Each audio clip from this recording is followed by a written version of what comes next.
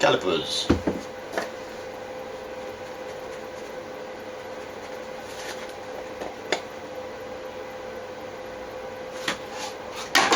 One day I will put things where they actually go.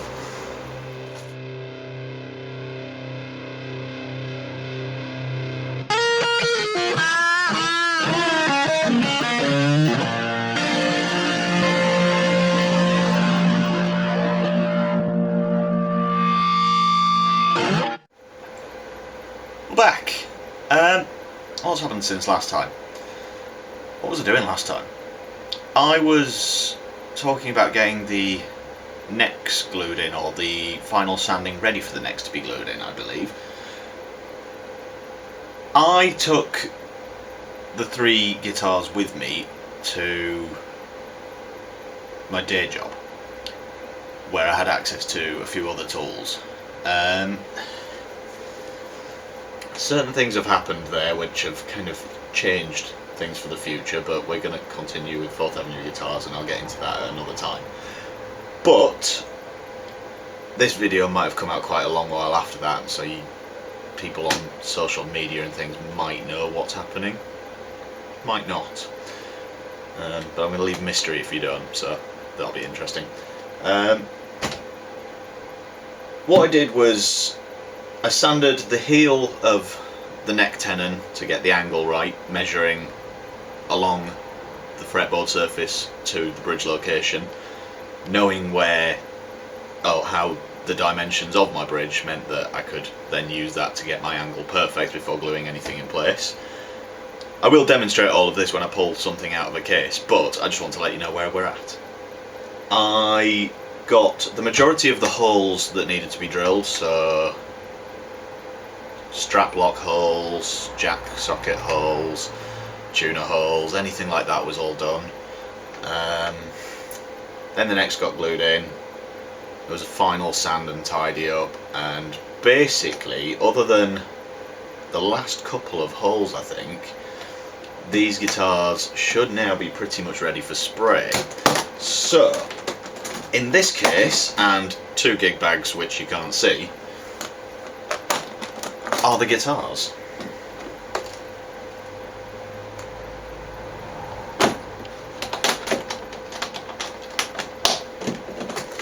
Let's get that out of the way.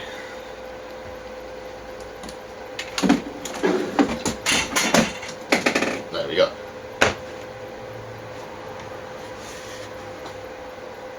It's not looking bad, is it? So as I say, everything on here, bar the last couple of holes, is drilled, it's all sanded, it's pretty much ready for finishing. Obviously I want to give it a final once over and check to make sure that everything is still good, and I've just noticed I do need to tidy up the nut slots, so that's another job before finish. What else have I been doing? Oh, I made a template for a scratch plate, because everything on these guitars,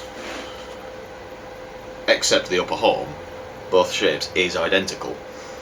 So I wanted to try and find a scratch plate shape that would work with both, because as much as I love being able to see the woodwork, it's very difficult to get a perfect seamless joint on an angled neck tenon without an angled pocket and everything involved in that. And as much as I could do that, I could spend a couple of hours doing neck joints, or I could spend a couple of days doing neck joints. And the whole thing with these is they're meant to be a bit quicker and easier to produce, so that I can sell them for less than the price of a small family car.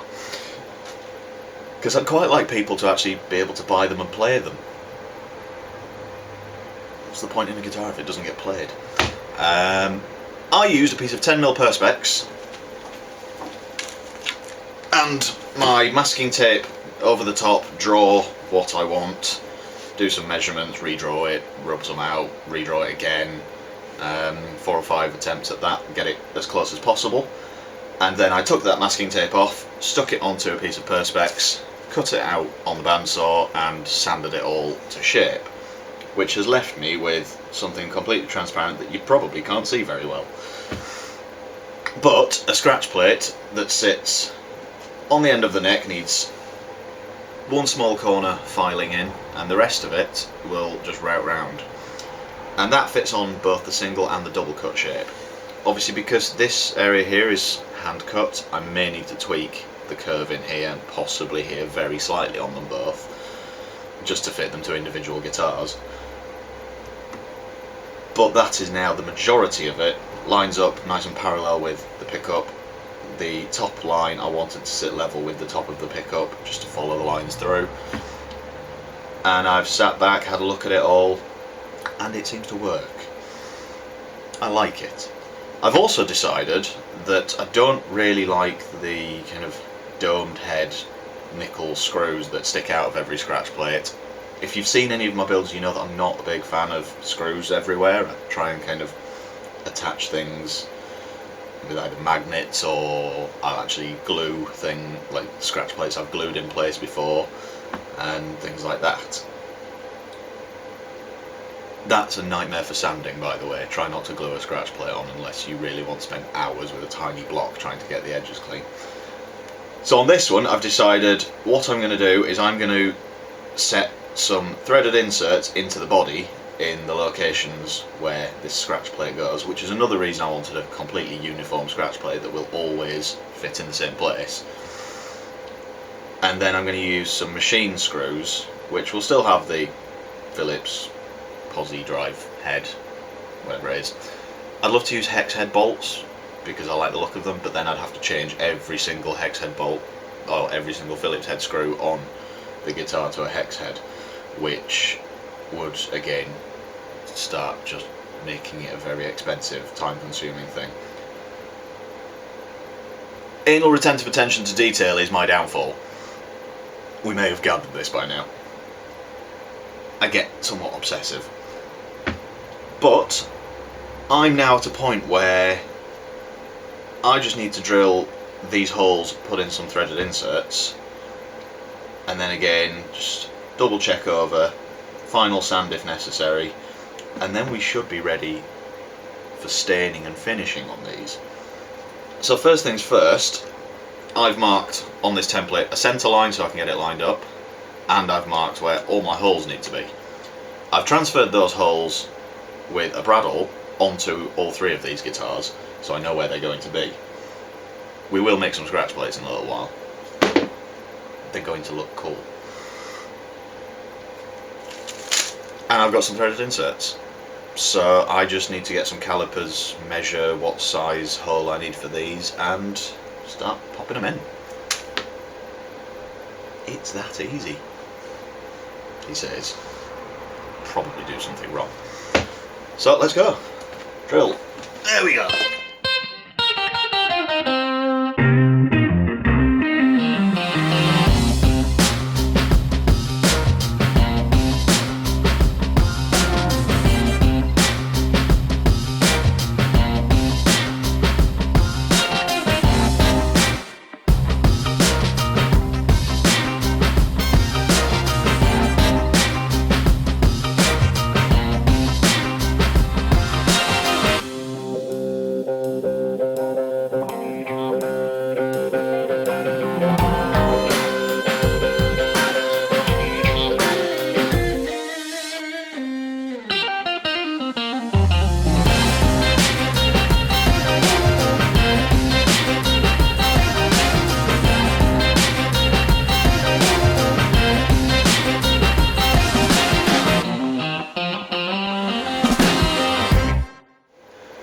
So I haven't actually decided fully what colours those three guitars are going to be yet. The mahogany one I know is going to get a vintage style burst. And as such, I've decided that the scratch plate needs to be tortoiseshell type material. I've got some dark brownish tortoiseshell, so I can make a scratch plate for that. The two Swamp Ash ones, I currently haven't got a clue. I'm thinking one of them I might stain black and then rub it back a bit to get kind of charcoal effect. The other one, I'm tempted by natural, but I'm not 100%. But because of the design on them and the knobs that I'm planning to use and the aluminium tube around the access to the truss rod, I've decided I'm going to use aluminium for the scratch plates on those. This side's scratched, the other side's nice. I just put it this way so you can see the shiny silver. That's going to be a bit more awkward to cut, but these are, I think that's 2mm thick, that's 2.5mm. 0.5mm is going to make no difference to me.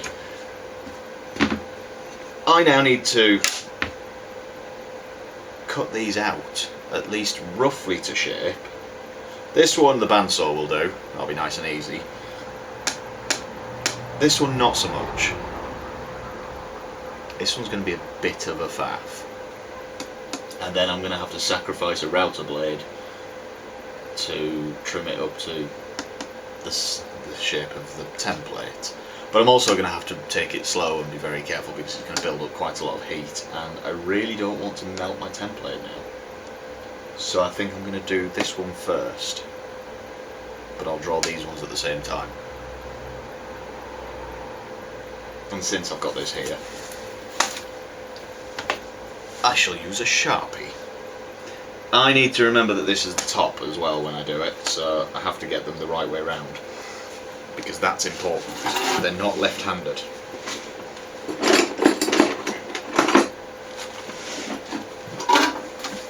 And it wouldn't be the first time I've drawn around a template upside down.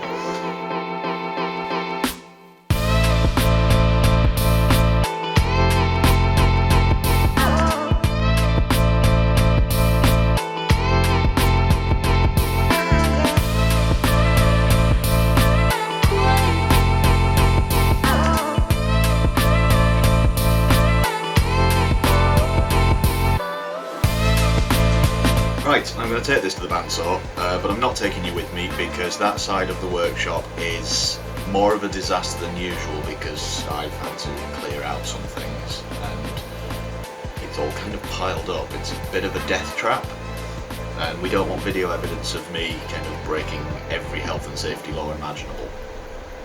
So, don't tell anyone. I'll be back shortly.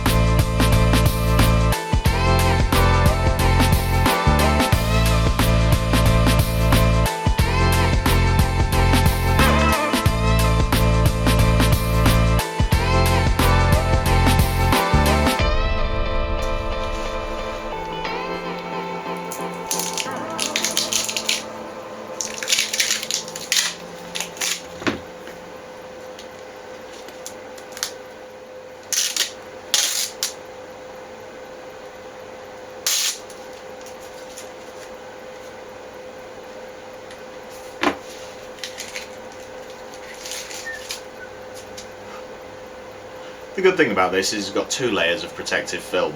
One for whilst you're working on it, and one to keep it clean so that the person who buys it can peel it off and have very fresh plastic.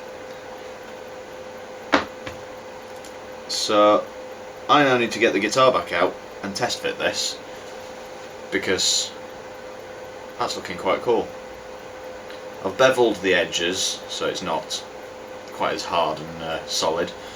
I might not do that to the same extent on the aluminium one. I might do, I haven't quite decided. I'll probably test one and see how it looks. But I want to double check that my fit in the neck pocket or the end of the neck is going to be perfect. So let's grab out the mahogany guitar and give it a try. Yeah. That'll look good with a burst.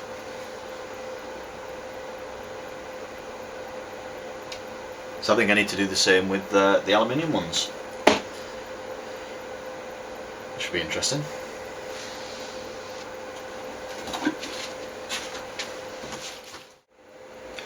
So it turns out the blade on my bandsaw is actually quite a fine-toothed blade.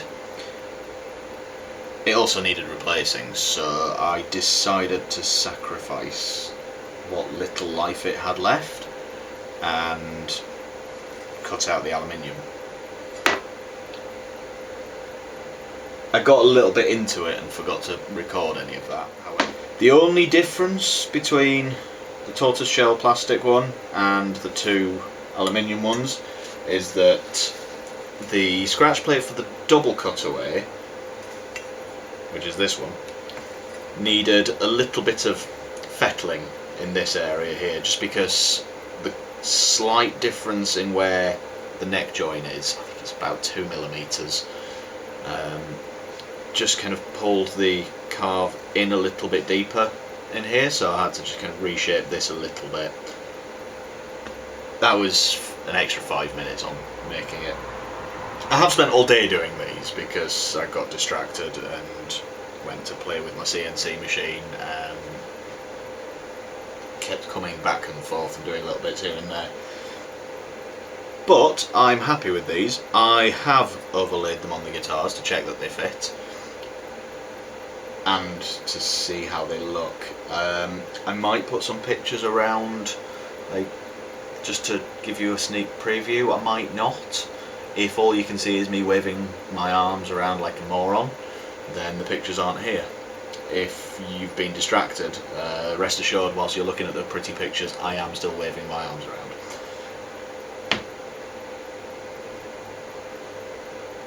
These aluminium ones will need a bit more of a polish. There are some small scratches from filing out where the drill left marks and things, but for now they're quite nice. I might just sand them and give them a brush look. I might polish them to a mirror finish. The second of those options is a lot of hard work, and so probably the least likely.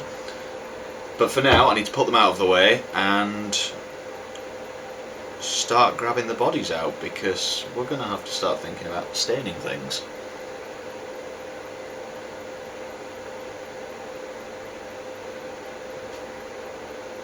Awesome.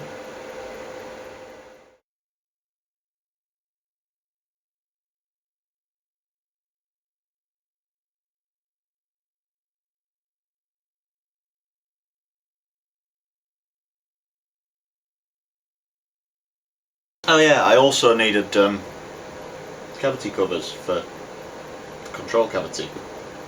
That's what it's for. I forgot to do those, but I used exactly the same method to do those as I did to make the scratch plates, except that I added a couple of millimeters of veneer on the back, because I'd done these cavities 5mm deep, thinking I was going to put matching wooden covers in. And I decided against that. I thought I'd do the one covers to match the scratch plate. So I've made these, and I've actually put a bit of veneer, like I say, on one side and left about 15mm bare on this side, which means that when I pop it in, they're a nightmare to get out and you end up chipping your paint on the sides, and I decided against that. So if I now push that, it comes out. It's quite clever, that, isn't it?